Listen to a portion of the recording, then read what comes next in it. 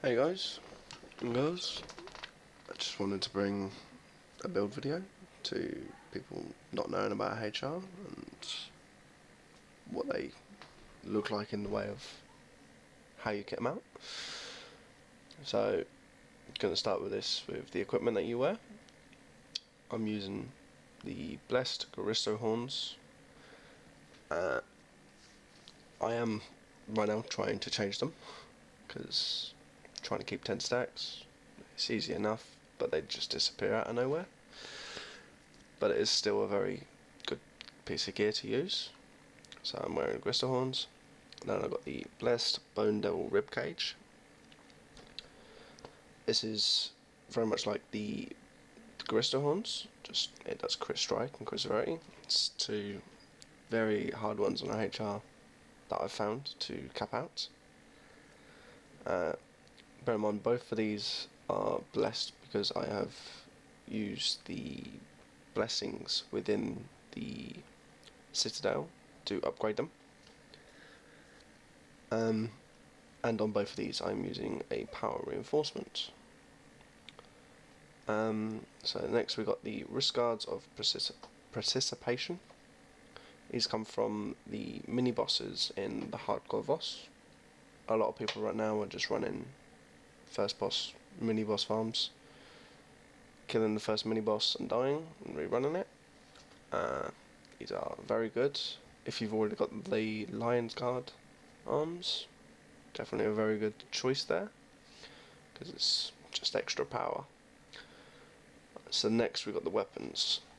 I'm currently using the Masterwork weapons, the highest ones that we can currently craft.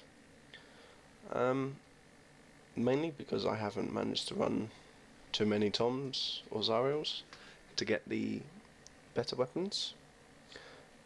But in the long run these would be better, because if you've got 5 people running them, that's 10% extra damage, healing and damage reduction. So a very good choice.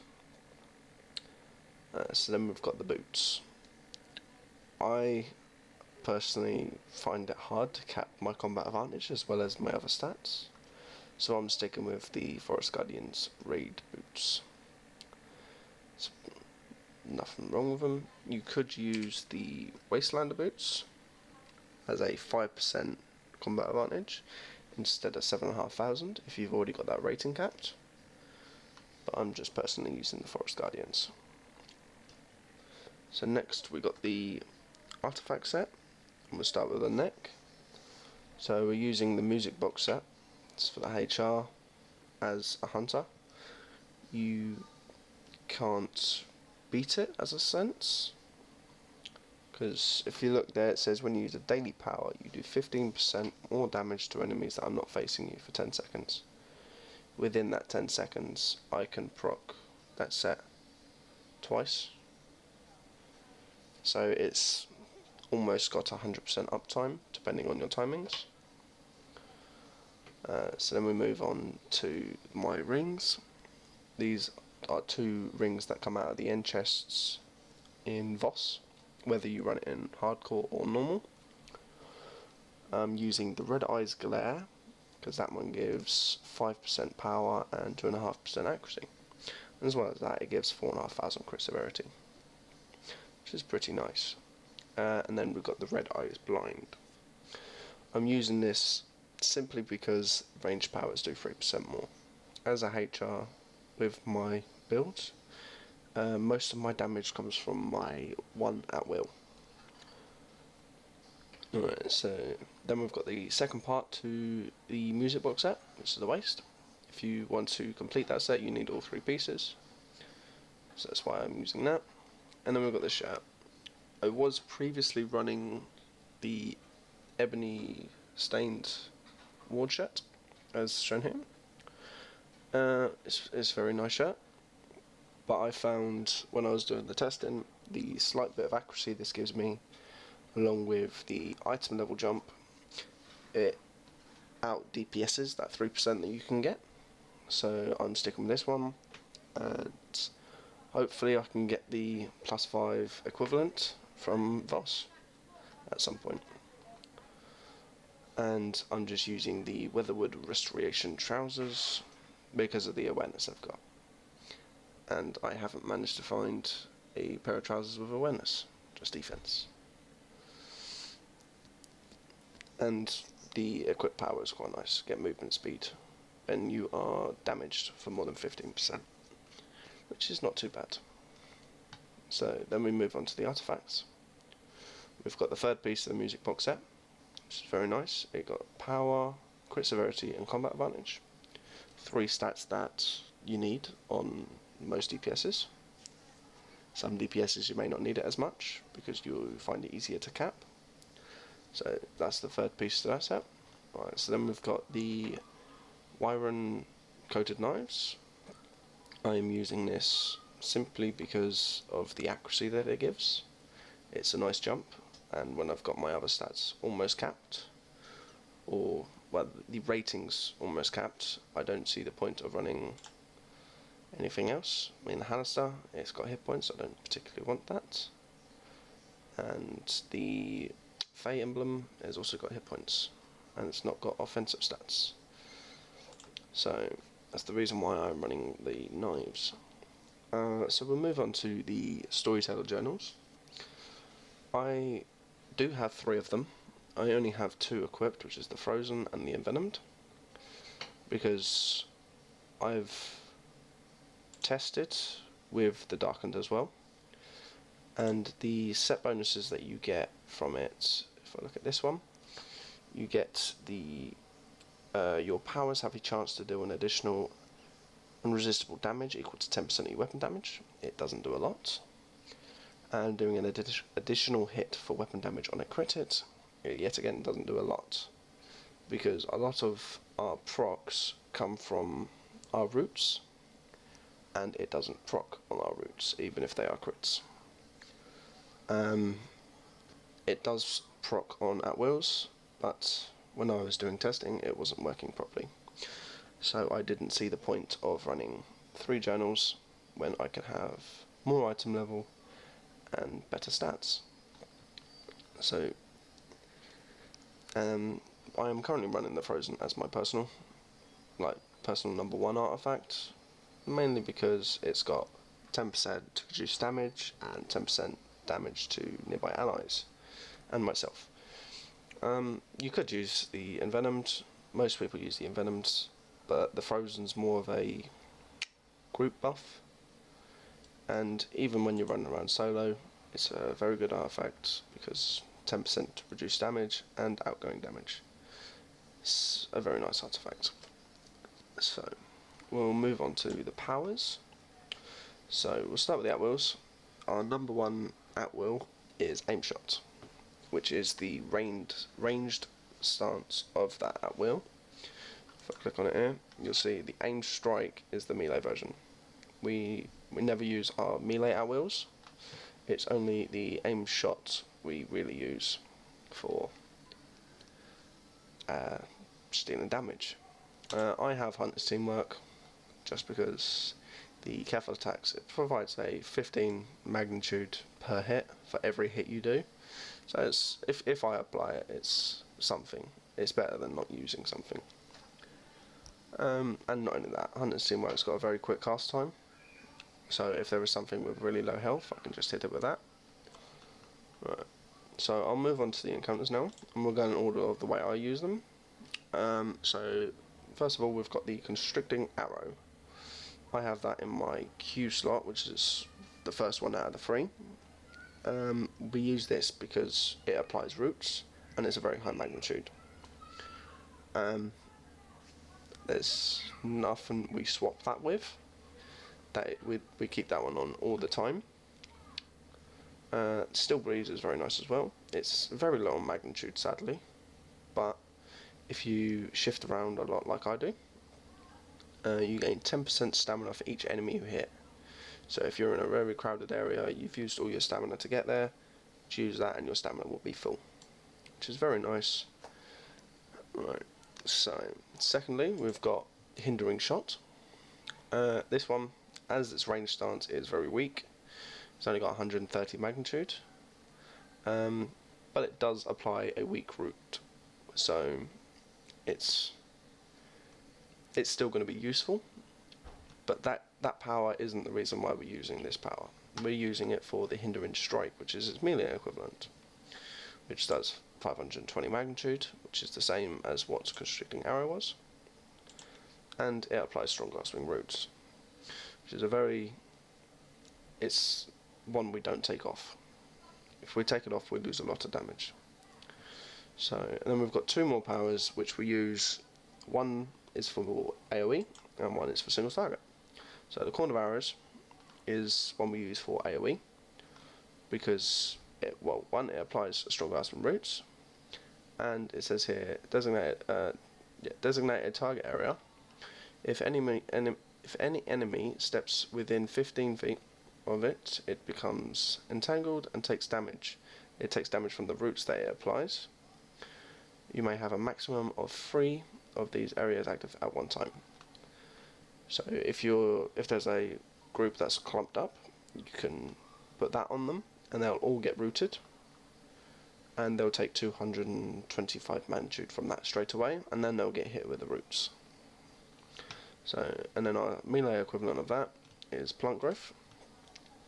So you slam the power on the floor, it applies vines all over the floor in quite a large circle. So its initial hit does 150 magnitude, and then for 4 seconds afterwards it applies a dot which totals up to 150 magnitude. So it can be quite weak, but in an AoE scenario you're hitting quite a few enemies with that. But sadly it does only apply a weak grasping roots, so it's not one of our major rooting encounters, but it is very powerful. Then for single target we use Long Strider Shot. This is our highest dealing magnitude throughout the whole build. So this goes on my R slot down here. It's very potent. It's a lot more potent than the Constricting Arrow, but we use this for single target because one, bosses can't actually be rooted. I'll go through with what happens to that in a bit, but it's a very good single target. If you're not using Long Strider, you could also use the Commanding Shot. It increases damage to the target by 10% and applies strong grasping roots. So that's a very good one to use, but I personally use Long Strider Shot, mainly because of the gushing wound down here. It does a 400 magnitude hit. It applies a dot again over 10 seconds for 400 magnitude. It's very powerful. The gushing wound, it's the same as our aim shot. If I go back here, aim strike, sorry. It does the same animation, so it takes 1.2 seconds. It's quite 1.3 here, but it can be quite slow, but it does enough damage to outdo that. So then we go on to our dailies. Our main daily that we always use is Destructive Shot. Now, with a HR, you have 4 points where you can use your action points. At 25%, 50%, 75% and 100. This daily uses 25% of our action points and does 400 magnitude. So compared to other classes, it's a very weak daily. It does less than most of our encounters. However, it procs something that I'll show in a minute, and it also procs our music box set.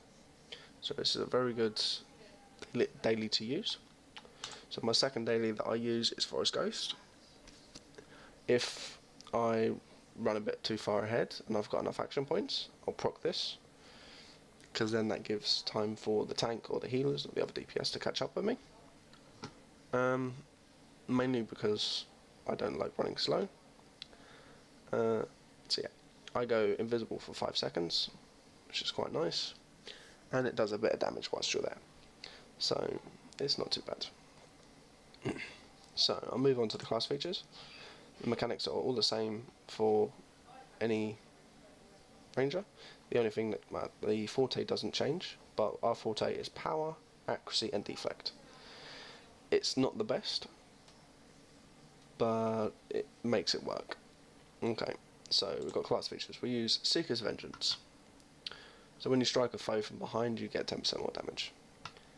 That is very fundamental in all DPSs. You always want to stand behind the boss. If you're standing in front or beside, you'll probably get hit. If you're standing in front, you will get hit. At the side, you might get hit with all the cones that the bosses and enemies throw out. So that's Seeker's Vengeance.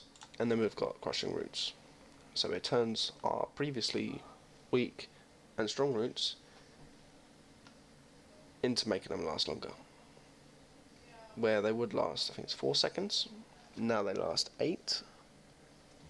And they also daze targets, which is quite nice, because without this, the only ones that can really do that is the Trickster with its Smoke Bomb. And it makes it very nice. Okay, so I don't use any of the other ones, but if you have multiple HRs in your group, you could see if someone will run Aspect of the Pack. At total, you get a 5% combat advantage, which, if there is people lacking in percentage for the combat advantage, it's quite nice. But that is the only other one that I would suggest using. So we'll move on to the feats now. I use Rate of Charge. You gain 15% damage bonus when switching stance. You lose 2% per second that you are in that stance. So if you're constantly switching, it's very nice. I don't do that too often, but it is better than the other one. So your ranged encounters do 50% more and your melee do 50% less. My melee and my range do about the same, so I don't see the point in changing them. So, well, I've just chose the Rate of Charge because I do sometimes swap and it's quite nice. Right, so then we use Thorned Roots. So this is the one which changes our properties of our roots. So it says here, your strong roots are upgraded to Thorned Roots. They deal 75 magnitude per second, where previously it doesn't define, but it upgrades the damage of our roots, which is quite nice.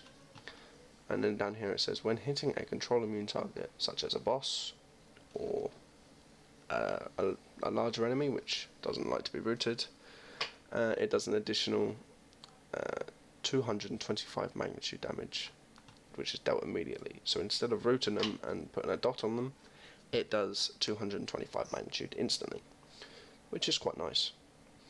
Right, so the next one, I use Predator, which applies Prey to a target, sadly only one target at a time, and I can do 10% more damage to them with all the attacks that I use. It's not just ranged attacks, which is quite nice, and I think it's better than that one because my action point gain is quick enough as it is, so I don't need to worry about the action points.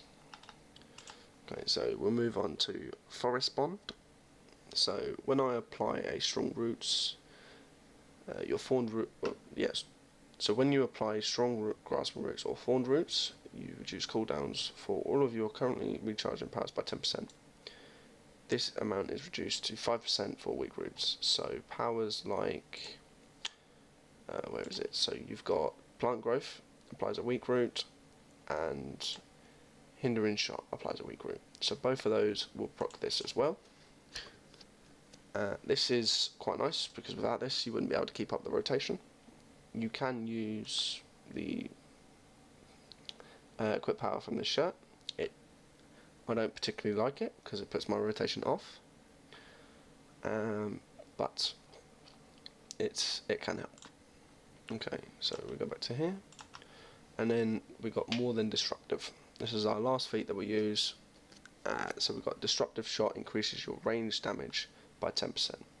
Only lasts 5 seconds, but that is one of the reasons why I don't use commanding shots. With the setup that I've currently got, I've got Hindering Shot, Constructing Arrow, and Long Strider Shot.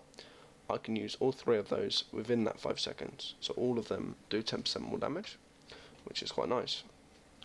Whereas if I was to use commanding shot, I would have to use that first, and then probably proc the disruptive shot. And doing that, it doesn't get the extra 10%.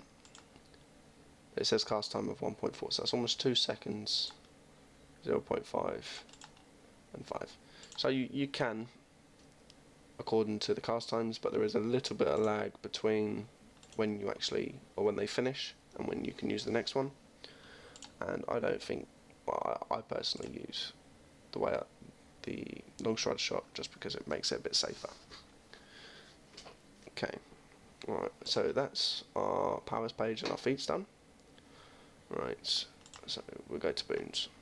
Now, for the Master Boon, I use Bloodlust, because chance on kill only really works for AOE situations, and yes, it's very nice, but I don't particularly like it, just because it's a chance on kill.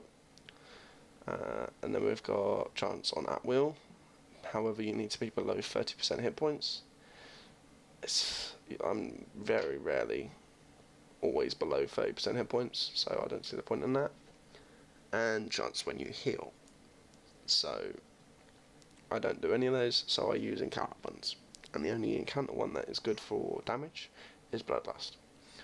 It reduces their defense, so do an additional attack equal to 120 magnitude, goes up by 10 magnitude per rank, so it goes up to 150 magnitude. And on top of that, it increases my action point gain by 0.5 per rank, so that's 1.5. So it's a very good boon to use, and currently for this build I have Forte and recharge speed. Depending on how people play, I mean, I do have on this build Forte, but if I change to my single target, I have action point gain. I don't particularly need the Forte because the 4% you get, it's really nothing. So I will at some point change that back to action point gain. Okay, so now we go to the bottom 4 tiers. I have taken all of power and all of hit points on this build. Now, I don't know if you saw, but on my single target build I have actually changed. This is what I will run. So I take all 4 on power, and I only take 2 on hit points. And then to take the 2 off on hit points, I've put it onto the damage and damage resistance for undead and against fiends.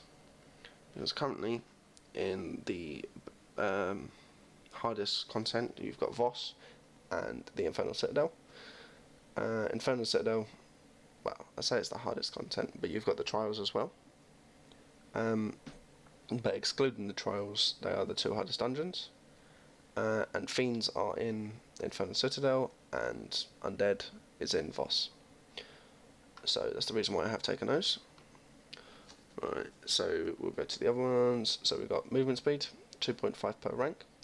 That's very nice. I quite like that. I like to move fast. So we'll go to the offensive ones, which are these 4 right here. I have taken all of those. However, I haven't got enough boons to put on accuracy, because I feel the other ones are more necessary. And for the defense, I have only taken the awareness and defense, because for a DPS, crit avoidance isn't massive. Deflect is, but it's only 1%. Okay. And then guild boons, I have taken the crit strike. I was running the power boon, however I don't need it anymore because I got the risk cards of participation. Right, go back to boons, and I take awareness. I occasionally change it for defense, but I find awareness is more needed with how close my defensive stats are. So I take the awareness, and the utility for me, it just depends on the scenario. If you're doing trials, probably revival sickness. Dungeons, I run movement speed, and out and about I use mount speed. So, right. So then we'll go to the companion. I only use Zuna, I don't ever change, mainly because I can't be bothered to get one which is slightly better for marginal difference. So I stick with Zuna, which is good enough for what I do. And down here, this is my single target build. So I use the one which increases your crit strike by 7.5. It is a chance, and it doesn't last too long, 15 seconds, and it does take a few seconds to get it back. But it increases my crit chance by 7.5, which, for how I've built my toon, it's very needed. So then we've got the Wild Hunt, which 10% chance on encounter use to increase your combat advantage by 11.25. It's needed on most DPSs just to get their combat advantage. On a Scourge Warlock, probably not, because it's got that as its forte. So, but I use that because I can't get anywhere near to the cap with combat advantage if I don't.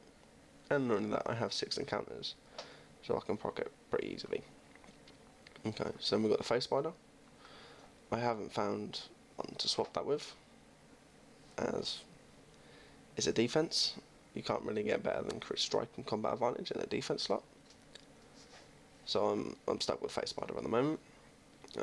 I'm currently using the Celestial Lion because it does 7.5% damage. I was running the Alchemist. It does make my stats a bit nicer. However, for damage, the Celestial Lion does an additional 7.5%. Now, it does say there is a 50% chance on companion power use to apply a stack of Celestial Lion's presence, and that is only to me, it's not party. This may occur once every 15 seconds, so there is actually a 5-second cooldown on that. So it's only 2/3 of an uptime, which isn't bad, but I find it's better than the Alchemist, for me at least. So we're using this styled off just because the 7.5% combat advantage. You really can't cap combat advantage unless you stack it on the companions, so that's the way I'm doing it. And for single target, I use the Batiri. It's 11% extra damage versus bosses. And when I'm doing AOE, right now I changed to Minsk.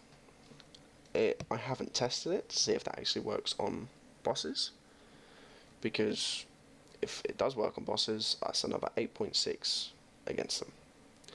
So, and not only that, it's in a defense slot, so I could swap it for the Face Spider and run the Batiri at the same time, which is quite nice.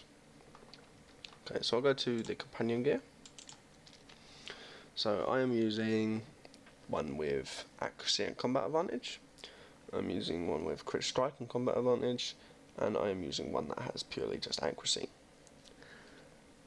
For me, I have chose these ones because it helps my stats out.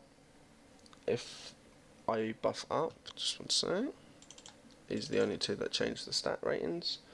So if I use the Crafted Potion of Crit Strike, rank 4, and the Wildstorm, I go up to, on my cap for Crit Strike, just below my cap for combat advantage, which I was already. So I don't need those. I could change the crit strike one if I really wanted to, but I couldn't gain that stat back using these, or changing these around to get it. And in here I use All in Doms, rank 15, for the most damage that Zuna can do. Okay. Right, so we go to mounts. Depending on whether or not I'm single target or not. Single target, most of the time I'll use Bat Swarm. If not, I will use Tunnel Vision, because most groups at the moment, everyone is using the Pegasus. And Cauldron, it's very good, but the target needs to be standing still and not moving around a lot. So it kind of defeats the purpose, really, like especially in some boss fights. And there's always a lot of people running the Rex because of how easy it is to get. Okay, so I'm using Armor Break. Previously I was using Ferocity. which is very nice. Is that one? No. What one is it? That one. Which is, when you or a party member are struck by a foe, there is a chance you will gain a stack of ferocity, granting you 1.6 additional damage for 10 seconds. Stacks up to 3 times. It's a very nice one because it gives you, what is it, 3.2, 4, 4.8, almost 5% damage. In a group doing a dungeon, you most likely will keep 3 stacks of that. However, I found, after looking at a few videos, that the crit severity that I would be getting is the same, if not just less, in the way of damage, and it makes a better visual because it means, like, it looks like you do more damage. Okay, so I'll go to the stable. Right now I'm trying very hard to get mythic Insignias, but they are the ones I use. They are all dominance and brutalities, and the 2 down here are skills, because I found if I didn't use them, I wasn't able to cap out on my crit strike or combat advantage. Now, they aren't upgraded yet, but at the moment my combat advantage isn't capped. But when I upgrade those along with everything else, my combat advantage, my crit strike, my crit severity, and my power will be capped. Okay, so I use 2 Warlord's Inspiration because they do 20% more. Sadly, it's a diminishing return, so you actually only get 30% more damage, but it's still 30%. I don't run the 3rd one because it goes down to 5%, and 5% damage I don't feel much of. Okay, so then I use 2 Gladiator's Guile, yet again because I like to be really fast, and it gives 10% movement speed when you're over 75% stamina. However, this one's also a diminishing return, so you only get 15%, not 20. So, right, and then last but not least, I use Assassin's Covenant. So I lose 1,000 to defense, deflect, crit avoidance and awareness. I gain 1,000 to accuracy, crit severity, crit strike and combat advantage. A lot of people think to run more than one of these. However, yet again, it's a diminishing return, so if you run more than one, it goes from 1,000 to 500, and then if you run another one, it goes to 250. So at most, you're only getting 1,750. It's not worth it. The one is perfectly fine for me, and on the collars, I use Outwills, I use crit severity, I use stamina gain, rough AD, because I don't need gold or glory, and then I use movement speed. Okay, so that is my build. I will show a screenshot at the end of what my stats will go to, and thank you for watching.